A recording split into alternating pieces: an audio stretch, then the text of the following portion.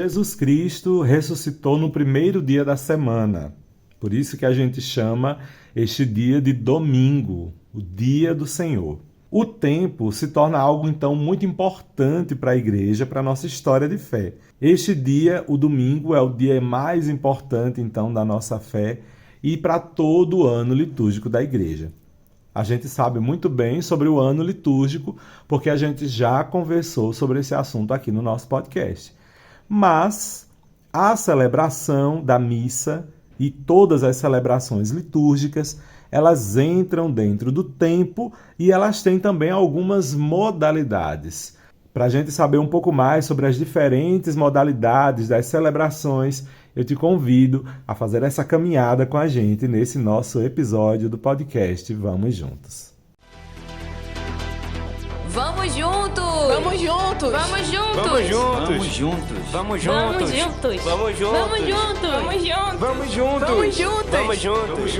Vamos juntos!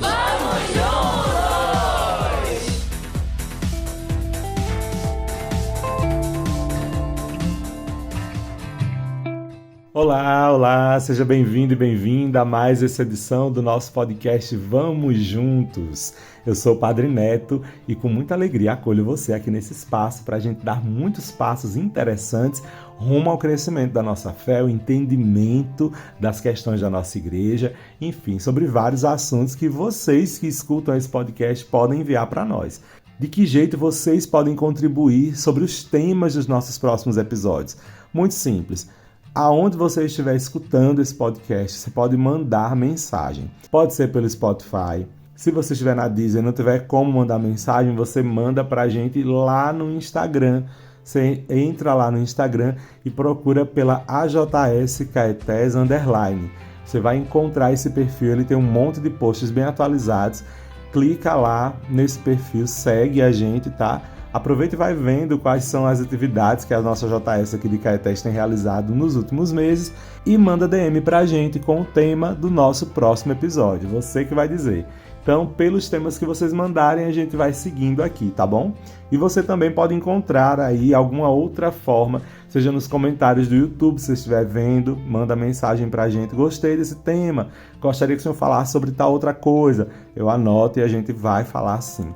Então, esperamos os temas vindos de vocês, tá bom? E também vocês podem contar pra gente o que é que estão achando dos episódios. Então, tem uma forma de você falar isso também mandando mensagem pra gente. Ou então, encontrando comigo, o pessoal da equipe do podcast, você pode falar sobre o podcast com a gente e dar temas também que a gente tá aí para receber. Tudo certo? Pois muito que bem.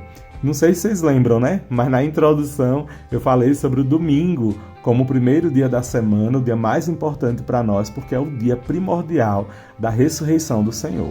E é justamente sobre os dias que a gente vai falar aqui nesse nosso podcast. Como assim? A liturgia da igreja, ela é muito rica, muito cheia de temas interessantes para explorar. E no tema do episódio de hoje nós vamos falar sobre as várias modalidades das celebrações, que acontecem quando? Nos dias. Solenidades, festas, memórias, férias, tudo isso a gente vai explorar aqui nesse episódio. Bom, a gente já sabe sobre o ano litúrgico, já falamos sobre esse tema aqui no nosso podcast Vamos Juntos. Já falamos também sobre os tempos litúrgicos específicos, já falamos sobre a Páscoa, tempo comum, etc. e tal. E agora a gente vai falar sobre os dias específicos em que a gente tem modalidades específicas de celebração. Um dia litúrgico, ele começa à meia-noite e termina à meia-noite do dia seguinte, igual como um dia normal cronológico. Mas, nos domingos, no que a gente chama de solenidade também, esse tempo é um pouco diferente, porque começa na tarde anterior ao dia mesmo, a partir da 0h. No ano litúrgico também a gente tem solenidades, festas, memórias, férias. Então a gente vai distinguir cada um desses conceitos para que a gente entenda melhor o que nós estamos celebrando em cada dia. Para começar, anota aí solenidade. Marca aí na sua memória ou então no seu caderninho de estudos. Solenidade é o maior título litúrgico que a gente pode dar a alguma celebração. Por exemplo, Imaculada Conceição, Natal, Santa Maria, Mãe de Deus, Corpus Christi, tudo isso são solenidades. Além disso, são dias santos de guarda, ou seja, são dias que a gente deve ir à missa e se dedicar ao descanso. É o dia de estar todinho ele com o Senhor. Outras solenidades não são dias de guarda, mas são também de grande importância na vida da Igreja. Santíssima Trindade, Sagrado Coração de Jesus, Cristo Rei, a Assunção de Maria, São José, São Pedro e São Paulo, entre outros. Esses dias todos são celebrados com o maior decoro litúrgico possível, ou seja, são as solenidades. Características litúrgicas dessa celebração são as 3 leituras, incluindo o Evangelho, ou seja, primeira leitura, segunda leitura, Evangelho, o Salmo, logicamente, que vem logo após a primeira leitura. Também nesse dia, por obrigação, a gente recita o Glória e o Credo. E aí pode ser recitado ou cantado o Glória, né? Geralmente nas paróquias a gente canta, né? É muito mais difícil a gente ver um Glória rezado numa missa, normalmente é cantado. Em todo caso, nestes dias, quando são solenidades, tem essas 3 leituras, né? Primeira leitura, segunda, Evangelho e também o Salmo, né? Que aparece após a primeira leitura. E também a gente recita o Glória e o Credo. Ok? Então, estamos entendidos. Tem outros dias de missa que são considerados festas. Festa é a segunda categoria litúrgica. Ela fica logo abaixo, se a gente fosse colocar numa escada. Se a gente fosse colocar em patamares, ela fica logo abaixo da solenidade. Festas. Quais são essas que a gente pode exemplificar aqui? A apresentação do Senhor, a transfiguração, a exaltação da Santa Cruz, visitação de Nossa Senhora, santos arcanjos, entre outras celebrações, são consideradas festas. Nesses dias de alegria, a gente também canta o Glória, ou diz o Glória, mas não o Credo. São lidas apenas 2 leituras, incluindo o Evangelho e o Salmo responsorial. Então, nesses dias são as festas. Outra categoria também são as memórias. Algumas celebrações da Santíssima Virgem e dos demais santos são considerados memórias. Os anjos da guarda são celebrados também como memória. Os fiéis defuntos também têm a sua comemoração no ano litúrgico da Igreja. Honrar os amigos de Deus e pedir sua intercessão foram costumes cristãos desde o início da nossa fé. Algumas memórias são obrigatórias e outras são livres, ou seja, elas podem ou não ser celebradas a critério da comunidade que esteja ali celebrando e do presidente da celebração. A missa tem apenas 2 leituras, incluindo o Evangelho, ou seja, a primeira leitura e o Evangelho, e o Salmo responsorial. Nesse dia de memória, a gente não precisa dizer o Glória nem o Credo, ok? Então essa é a característica também específica dessa categoria aí. Também a gente tem, finalmente, as férias. É o quê? É o tempo que a gente fica em casa e não vem para a missa, seu padre? Não. Férias são os dias durante a semana. De segunda a sábado, a gente tem as férias. Desde a segunda-feira até o sábado. Esses dias têm também apenas 2 leituras e o Salmo responsorial. Nesses dias, nas férias, não se diz o Glória e nem o Credo. Já Santo Agostinho, mais ou menos no ano de 430, nos dá um testemunho que na África já existiam missas diárias. Como é bom poder participar diariamente da missa e santificar o nosso dia com a presença salvadora do Senhor. Seria muito bom se a gente fizesse da Eucaristia o centro do nosso dia, né? Ave Maria, ia ser tudo de bom. A gente, salesiano de Dom Bosco, nós temos na Eucaristia o centro mesmo do nosso dia a dia.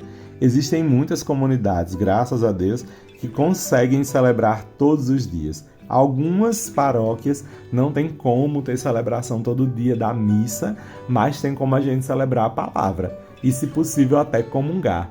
Então não perca tempo. não deixe só para o domingo a missa. A gente pode aproveitar a espiritualidade da nossa fé durante todos os dias da semana. O domingo é o dia mais importante, porém não é o único. A gente pode celebrar em outros dias que a gente puder.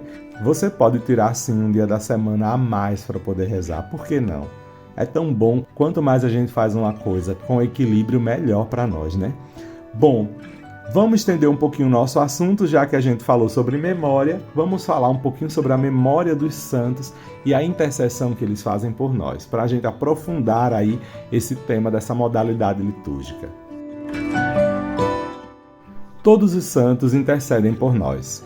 Não é verdade que depois da morte eles ficam dormindo até o dia da ressurreição dos mortos, como muita gente pode pensar. Lá em Hebreus, capítulo 9, versículo 27, diz que está determinado que os homens morram uma só vez, e logo em seguida vem o juízo. E com o juízo particular, ou seja, o juízo de cada um, vem também o prêmio ou o castigo, vem o céu ou o inferno. Depois, no juízo universal, ou seja, quando Deus vai julgar a todos os seres humanos, e isso a gente percebe porque existe escrito no texto bíblico de Mateus, capítulo 25, versículo de 31 a 46.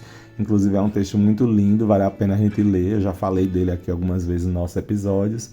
A gente vai aparecer diante de Deus com os nossos corpos e virá sobre nós a sentença que a gente já tinha recebido anteriormente, só que agora com toda a força de bens ou de males que durante o nosso tempo histórico a gente pôde produzir. Jesus disse então a um dos ladrões que estavam lá junto com ele e que estava num processo de conversão: em verdade te digo, hoje ainda você vai estar comigo no paraíso. Está lá em Lucas, capítulo 23, versículo 43.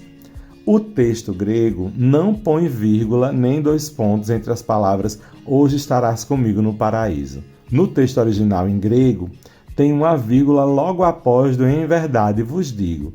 Em português, a gente costuma colocar esses dois pontos, como a gente viu nessa tradução.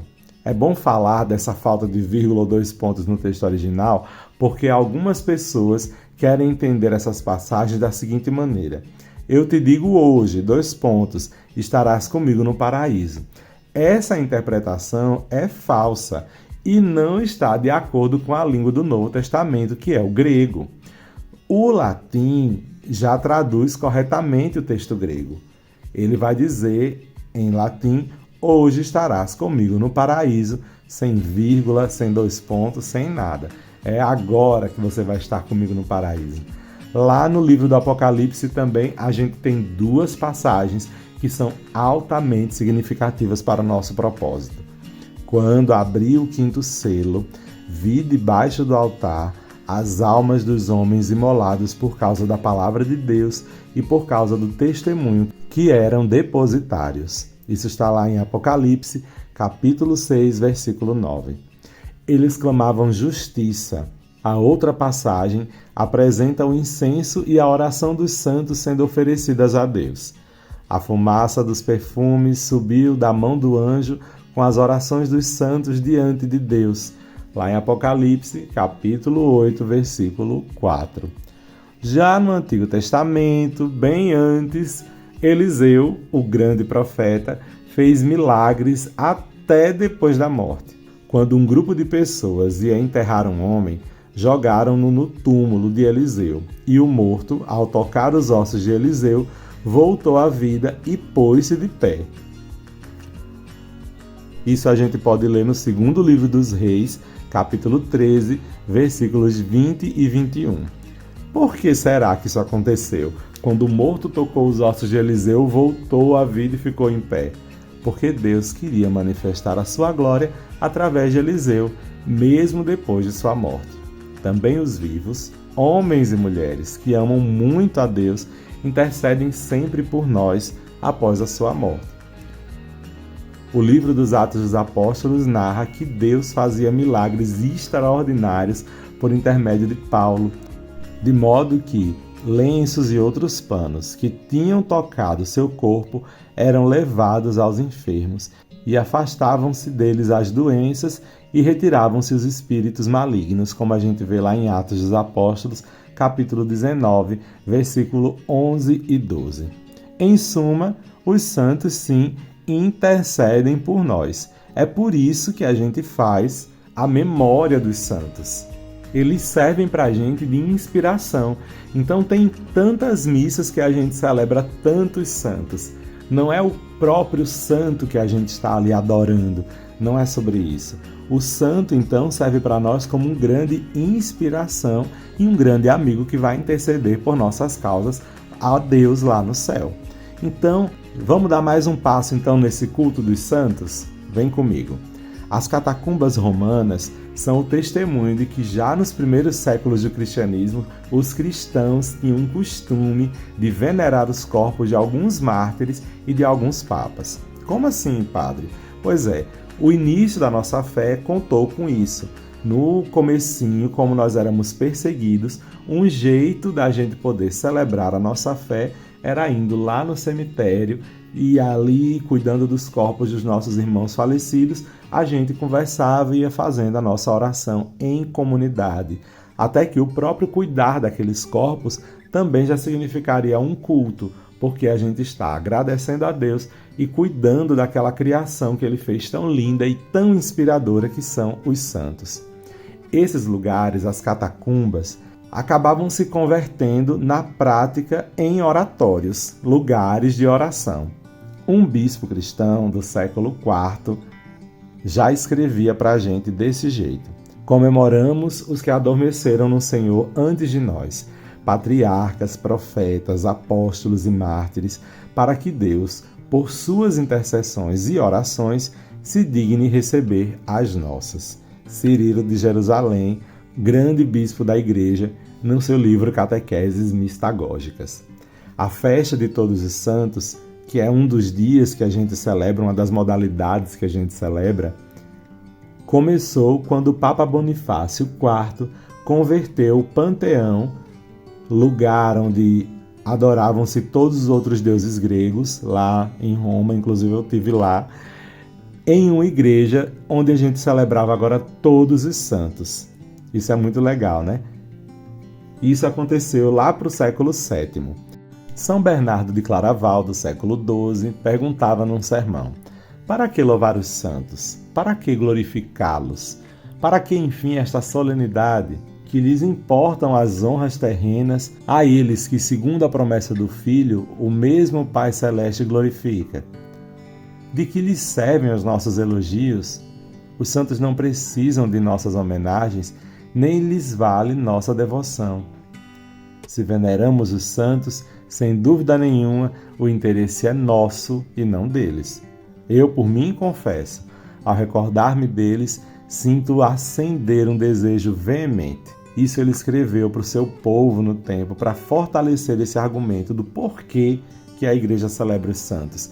Isso daqui é interessantíssimo. Eu, por mim, confesso, ao recordar-me deles, sinto acender um desejo veemente. É um desejo de santidade, o mesmo desejo que os santos tiveram por amor a Jesus. Deus quer que nós sejamos santos e os nossos irmãos e irmãs que já estão com Cristo desejam nos ajudar a viver essa santidade. Isso é, viver na felicidade de filhos e filhas de Deus. Já o apóstolo Paulo falava que os fiéis da igreja que estavam em Corinto eram santificados em Jesus Cristo e chamados à santidade. Está lá em 1 Coríntios 1, versículo 2. Nós fomos predestinados para sermos santos, como está escrito na carta aos Efésios, capítulo 1, versículo 4. Ao escrever aos Filipenses, também Paulo fala desse jeito: a todos os santos em Jesus Cristo, está lá em Filipenses, capítulo 1, versículo 1. Os santos da Igreja Católica são, portanto, homens e mulheres que amaram muito a Deus e cuja vida continua servindo de exemplo para nós, como nosso querido paizão São João Bosco. Também nós podemos e devemos ser santos porque fomos batizados, então a gente vive a vida de Cristo. A gente diz no credo: creio no Espírito Santo, na Santa Igreja Católica, na comunhão dos santos, na remissão dos pecados, na ressurreição da carne e na vida eterna.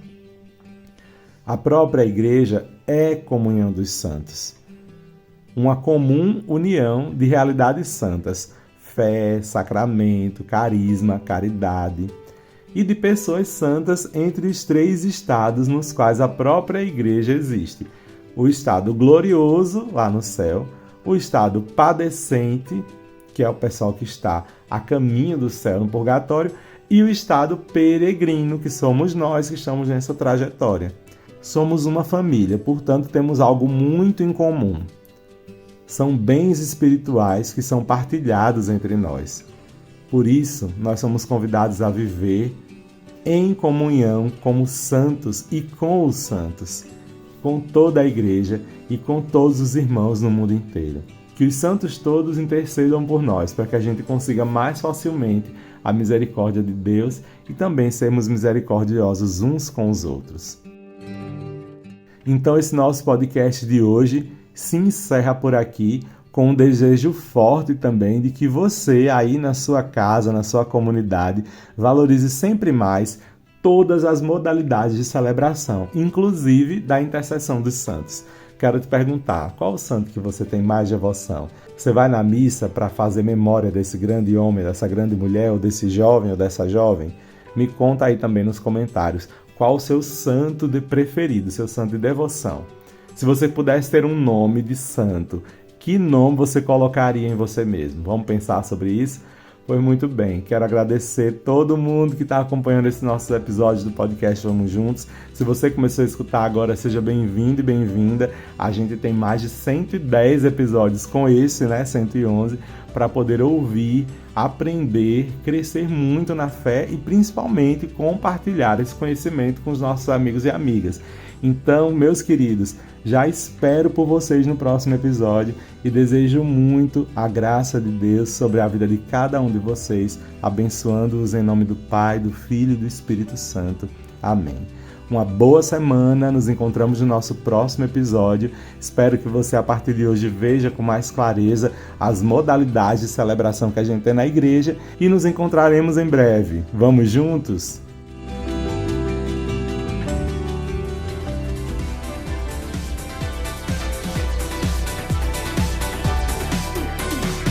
Esse podcast é uma iniciativa da AJS Caetés e Inspetoria Salesiana São Luís Gonzaga.